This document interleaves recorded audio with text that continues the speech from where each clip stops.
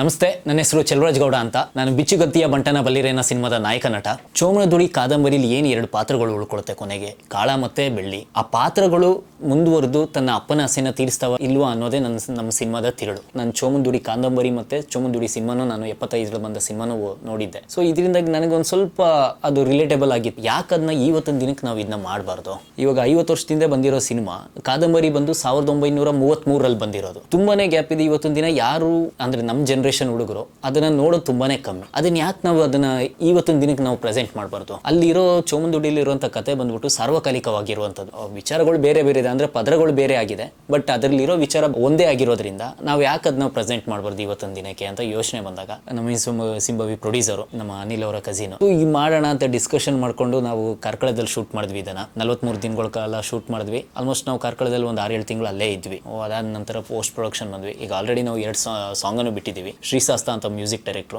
ತುಂಬಾ ಚೆನ್ನಾಗಿ ಮಾಡಿದ್ದಾರೆ. ಇನ್ನು DOP ನಿರ್ಮಲ್ ಅಂತ ಹೇಳ್ಬಿಟ್ಟು ಅವರು ತುಂಬಾ ಚೆನ್ನಾಗಿ ಕೆಲಸ ಮಾಡಿದ್ದಾರೆ. ನಮಗೆ ಸಂತೋಷ ಇದೆ ನಮ್ಮ ಕೆಲಸದ ಬಗ್ಗೆ. ಅದೇ ಸಿನಿಮಾ ನೀವು ನೋಡ್ಬಿಟ್ಟು ಹೇಳ್ಬೇಕು ಹೇಗೆ ಮಾಡಿದ್ದೀವಿ ಅನ್ನೋದು, ಅದು ನಿಮ್ಗೆ ಬಿಟ್ಟಿದ್ದು.